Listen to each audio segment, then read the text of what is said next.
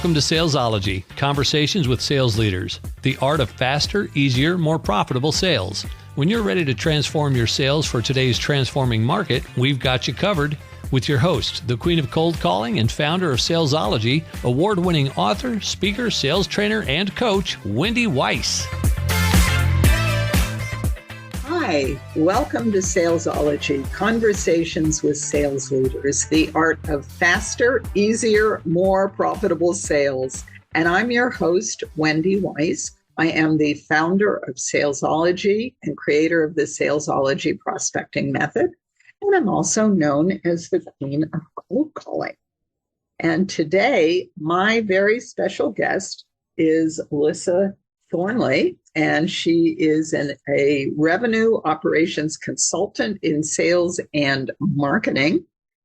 She's a dynamic leader recognized as a 2024 San Diego Business Journal leader in technology. She has a background in nonprofits like Teach for America and fast-growing SaaS companies. She excels in driving impactful initiatives through strategic vision, innovative thinking, and collaborative leadership. Say that quickly 3 times. Alyssa has a proven track record of leading growth efforts through M&A integrations, optimizing operational efficiency, and spearheading strategic initiatives for SMB tech companies in San Diego. And her expertise lies in scaling teams and implementing cost-effective solutions to support business growth. Welcome, Alyssa. Thank you so much for having me, Wendy. I am really happy that you are here today. And I want to know the backstory. How did you get started in your field? How did you learn all about scaling teams and implementing cost-effective solutions that support business growth? Yeah, it's a good question, and important for folks to know. I think that it just was a really meandering path, a little bit of curiosity, a little bit of luck, and importantly, I like to emphasize the importance of mentorship along the way. So I actually started off in the classroom at Teach for America. I was a middle school science teacher in New Orleans. And I stayed in New Orleans and worked in nonprofits for the early part of my career, eventually moved home and just actually was in need of a job. I ended up working in customer service at a company that sold internet leads online to insurance agents. And in that role, there actually wasn't a lot of structure. It was customer service. So we were one of the most actually challenging work streams there was handling folks who called in trying to cancel.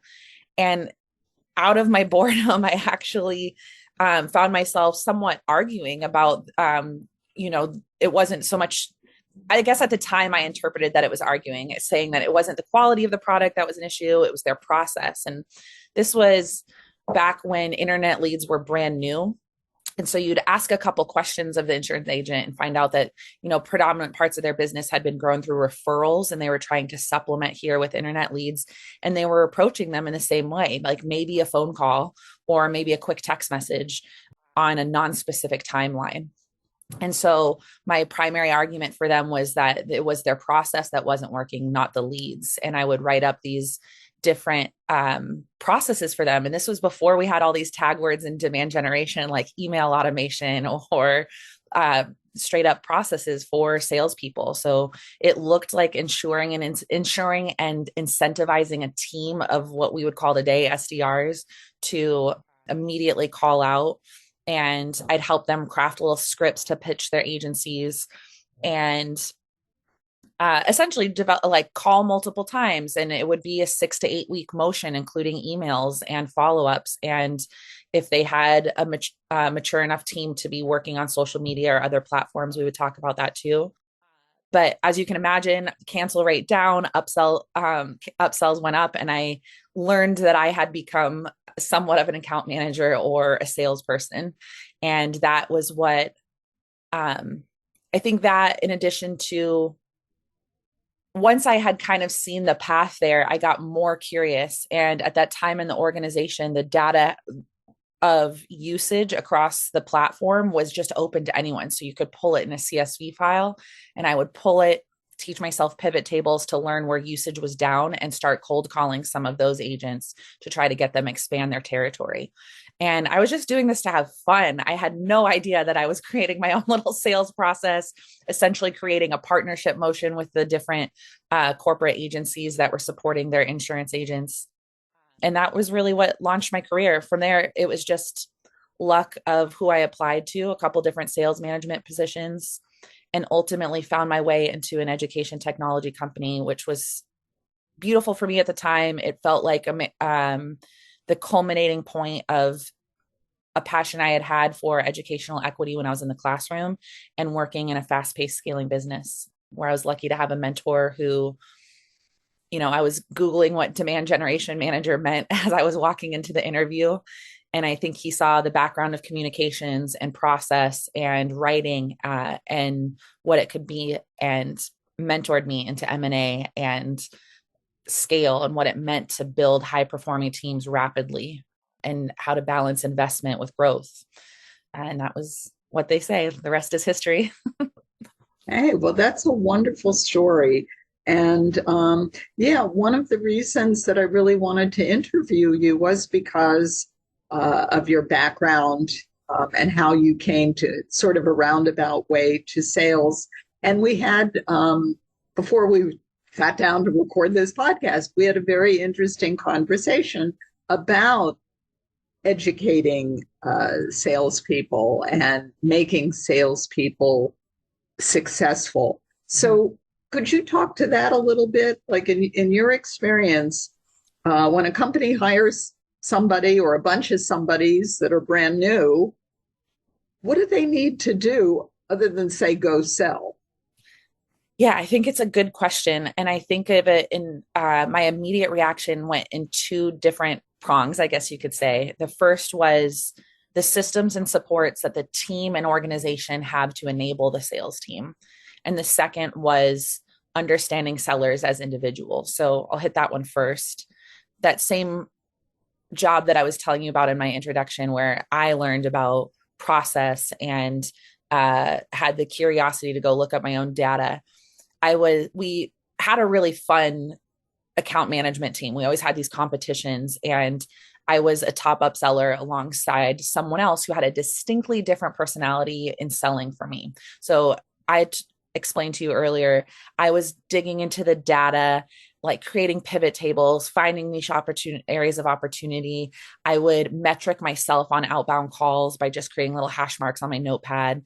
I've always, just as a person, had a penchant for process, maybe a little bit more of a sniper shot in my sales pitch.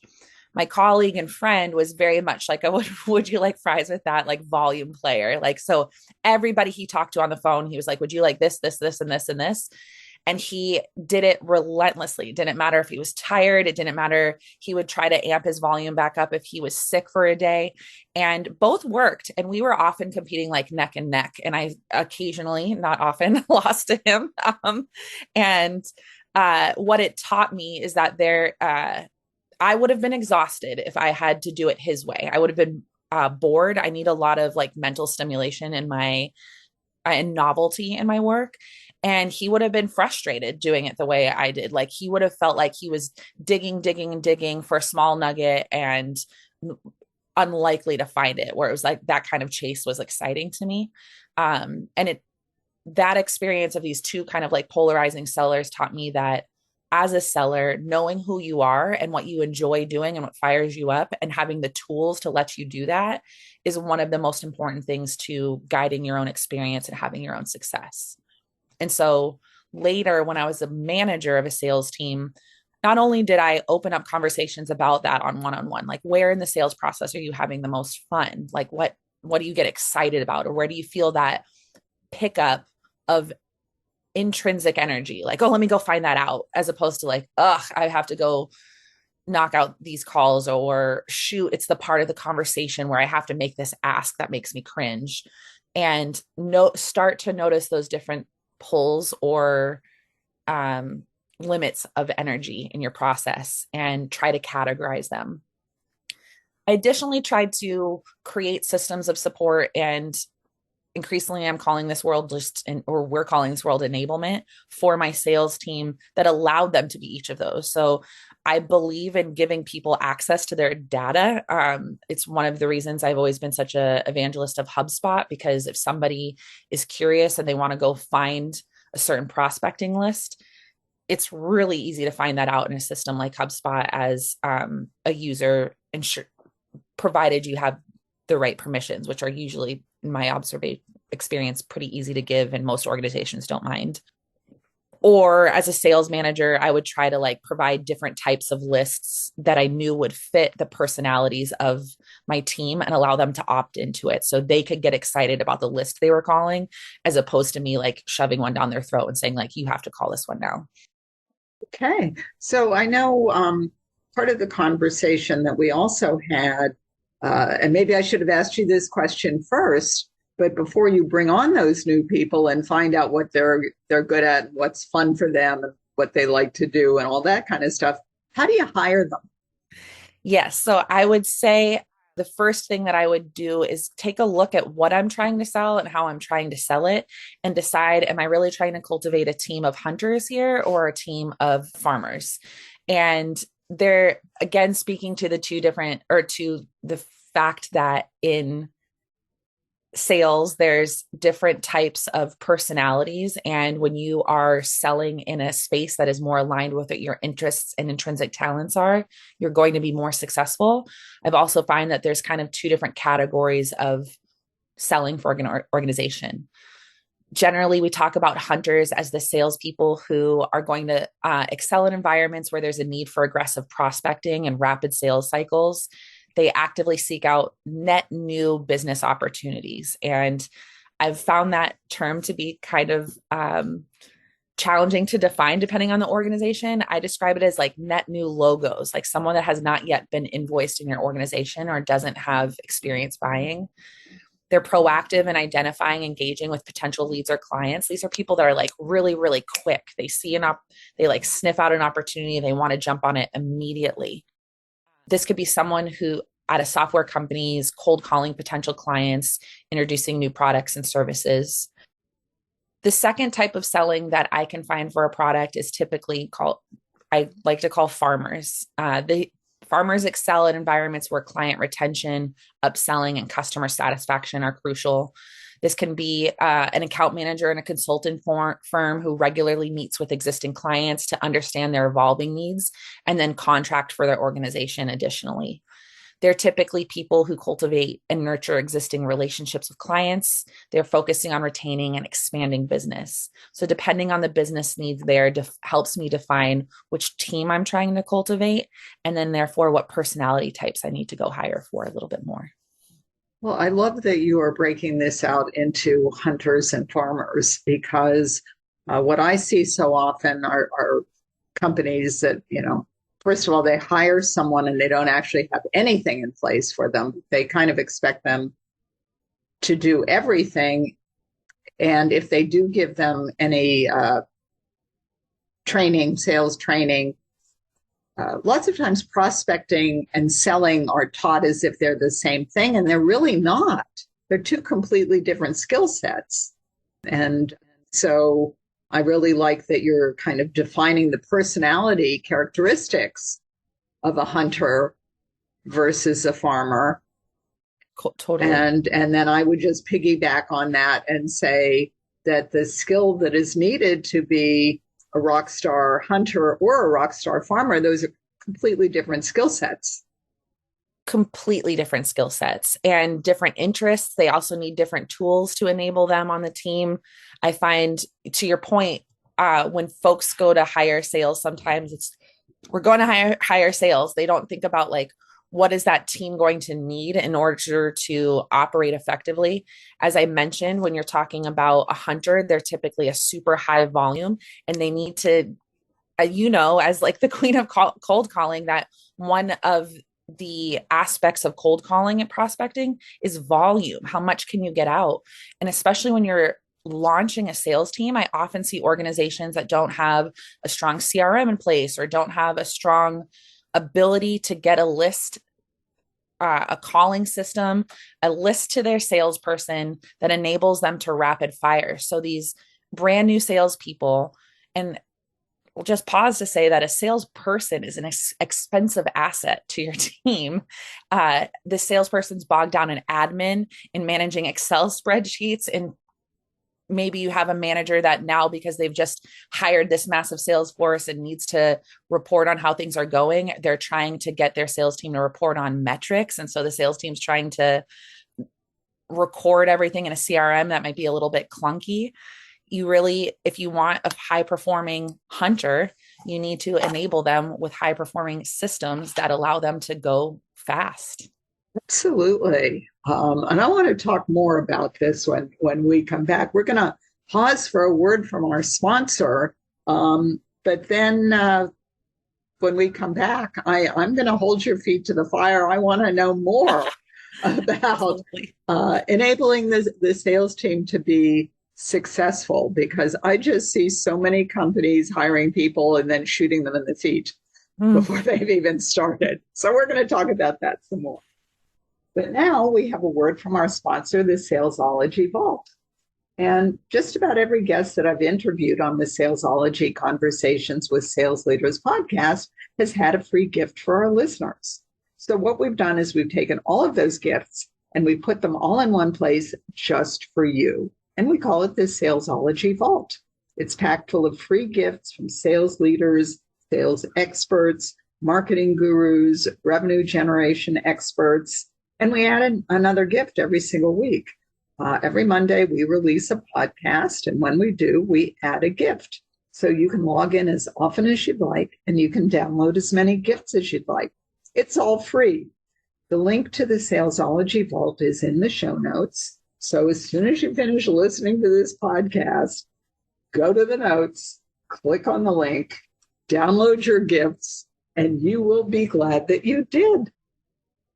And now we are back with my very special guest, Alyssa Thornley, and she is a revenue operations consultant in sales and marketing. And so I am so happy that you are here, Alyssa. And we're talking about having the appropriate tools. You know, the story that I always tell is that when my sister comes to visit me, you see, my sister likes to cook. She really likes to cook. I never cook anything, ever. So when my sister comes to visit me, she'll always say to me, let's make dinner. And she makes a list and we go grocery shopping and we get all the ingredients and we come back to my apartment. And then she says to me, you don't have a sharp knife. You don't have a cutting board. You don't have the right size pot. This is such a good metaphor. I love it. And she manages to do something. She manages to somehow pull it together, but it's never as good. She keeps telling me, it would have been really good if I'd been able to get a sharp knife, you know? Yeah. So having the proper tools, and by the way, now we just go out to dinner. You're like, I have, much like every hunter, you're like, I have a faster solution. Yes, I have a faster solution. We either go out to dinner or we order it. But just like my cooking story with my sister, if you are prospecting, if you have the sales team that's prospecting, they need to have the right tools. And if you have a team with farmers, you don't want them missing out on all sorts of opportunities just because they forgot to call because they just didn't know because they don't have a CRM that works for them. They couldn't find when the contract was done. They weren't able to tell the most recent engagement with the client because that whether it was positive or negative. So they look like kind of buffoon when they reach out. There's so many examples of both hunters and farmers where not providing them with information can be damaging to your revenue cycle. Absolutely. And we have sometimes people in our 3X appointments coaching program where some of the people come in and they're making couple hundred dials every single day. And other people come in and they're making like 10. Now, the people that are making 200 dials every day are using a dialer. They're not doing that by hand. They are using the proper tool that speeds them up and allows them, as you said, that hunters need, Right. volume. 100%. So dialers are table stakes for me. You can get really fancy and have like automated voicemails, because once, as a senior manager of a company that's trying to scale rapidly, one thing I start to think about when I'm hearing volumes of a sales force out there at 200 per sales rep per day is the amount of prospects that are having an experience with your company. And if you don't have some type of quality control there, how potentially damaging the experience could be. And quality control there for me is scripts and training.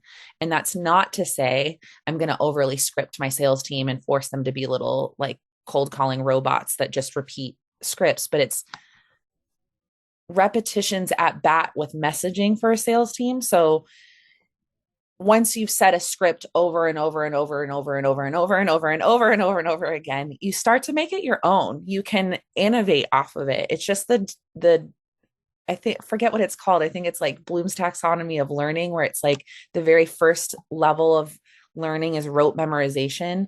And by the time you get to the top level of learning, you've been able to make it your own. It's kind of an art form for you. So you can hit the key points of the script and navigate it, but bring your authenticity and your personality into it and really make it come alive. Those reps have a much higher closing rate, conversion rate on whatever stage of the funnel they're on. And as a manager, it gives me more confidence that they're speaking about the product in the way that I know is accurate, given the persona that we're reaching out to. It allows me to be confident that, after the initial elevator pitch, when there's obstacles or questions, that the reps feel confident and everyone on the phone is having a good experience with our reps, so that it increases the likelihood of conversion, or at least decreases the likelihood of a negative experience that would cause some sort of misconception about the product. And so again, two prongs with that is the initial script, like what are the messages and what are the experiences that we're trying to convey. And the second is the training that you have when the reps are off the phone that allow them kind of at bats for using some of that. Well, I love what you're saying about scripts, because there are a lot of people that say, oh, no, can't use this script. But you're right. You have to be, the salespeople have to be themselves, but they also need to know what they're talking about. And I'm curious about your take on this, because my take is that everyone uses scripts, because everyone has some kind of elevator speech. Everyone gets certain questions or objections, and they have some kind of standard answer. It might not be written down, but if they're saying the same thing pretty much over and over again, that's a script. Right. So the question comes back to, as you said, quality control. Mm-hmm. What are they saying and what happens when they say it? Yes, it's as simple as that. I have so much to say on all of them. As to keep the theme of quality control, it even extends to how are the reps following up after they've had an engagement? What are they saying?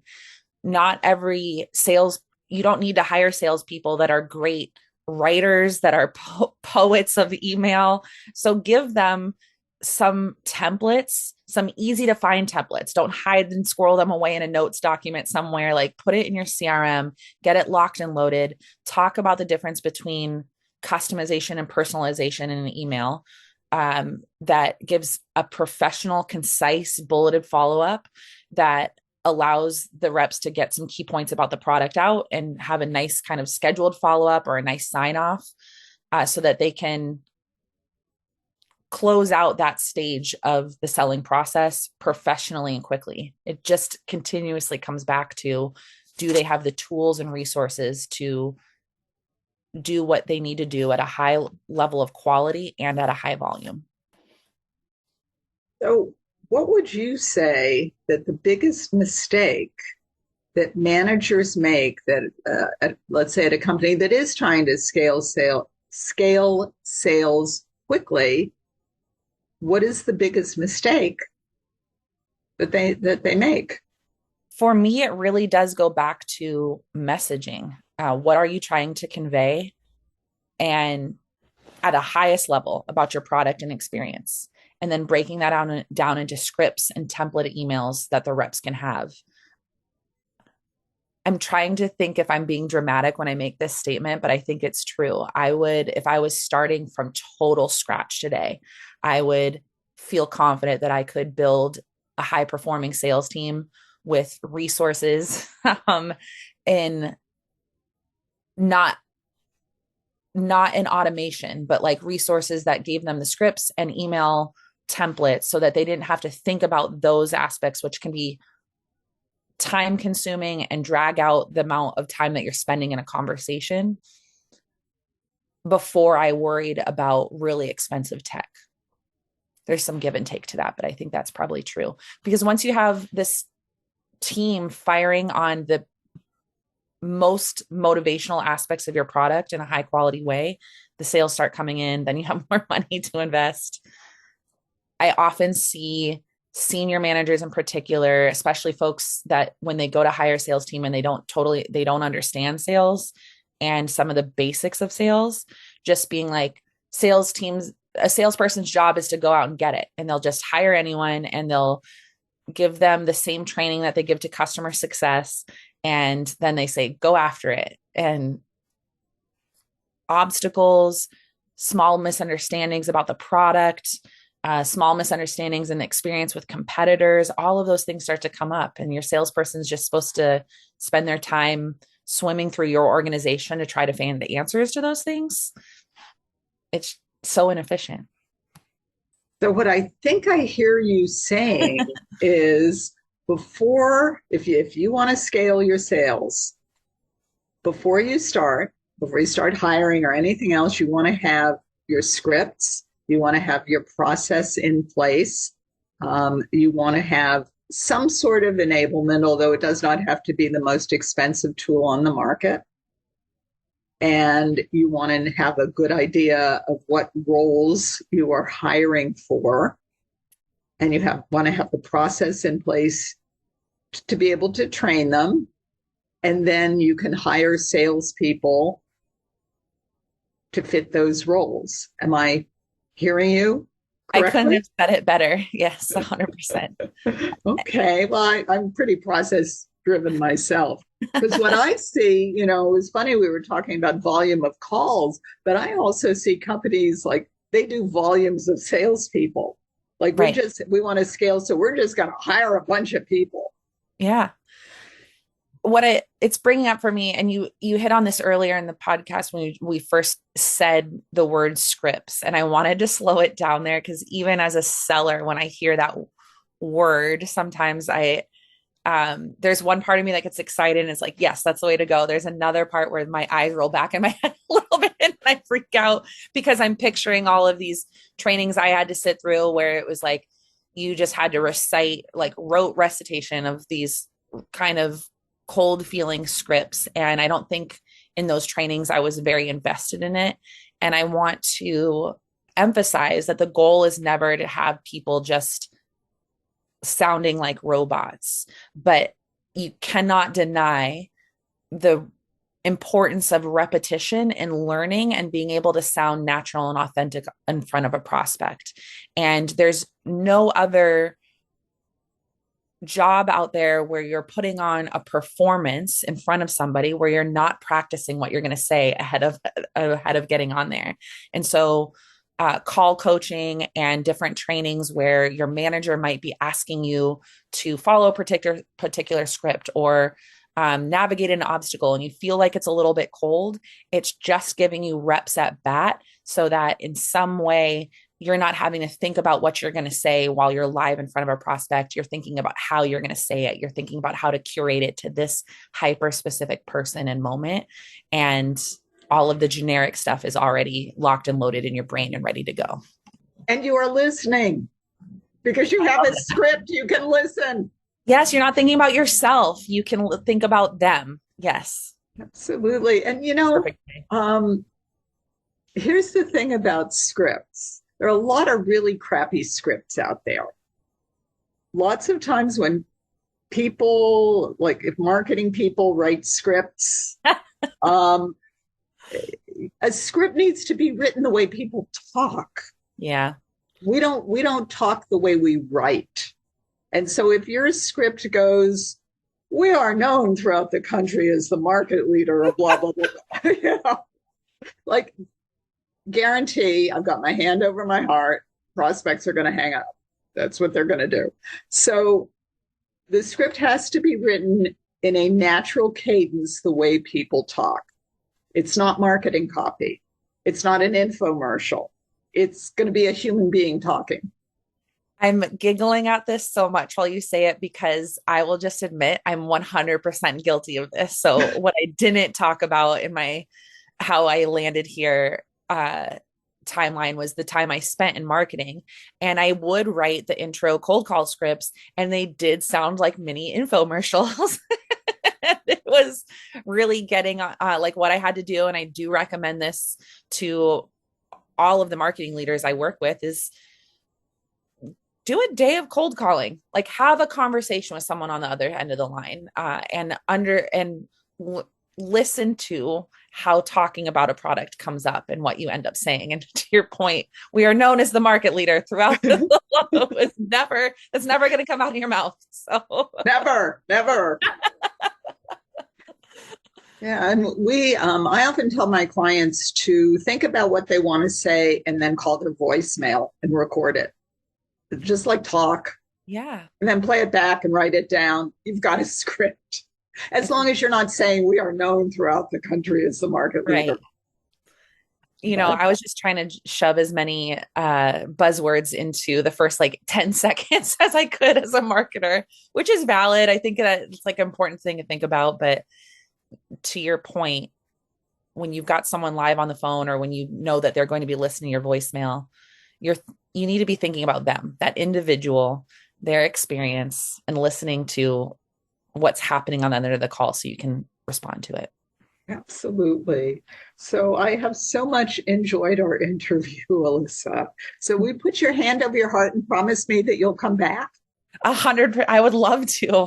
Okay. Well, we will schedule another interview and keep talking about scaling sales teams.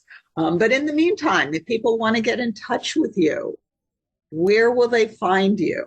For the time being, the best place is just to come to my LinkedIn. It's Alyssa Thornley, and I'm there. I'm active, and send me a little message. Yes, and if you want to connect with Alyssa, as soon as you finish listening to this podcast, her LinkedIn link it's in the show notes. So go to the show notes, click on the link, and thank you all for listening to the Salesology Conversations with Sales Leaders podcast.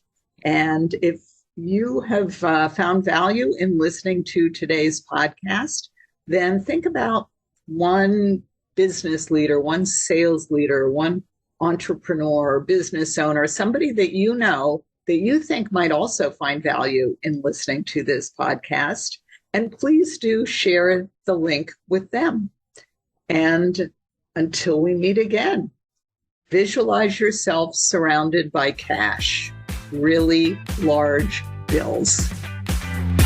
You've been listening to Salesology, Conversations with Sales Leaders, the art of faster, easier, more profitable sales. Be sure to follow so that you don't miss a single episode. And while you're at it, please leave a rating and review, and be sure to share it with your friends. Tune in every week for more exciting insights and wisdom on transforming sales. And until next time, visualize yourself surrounded by cash, very large bills.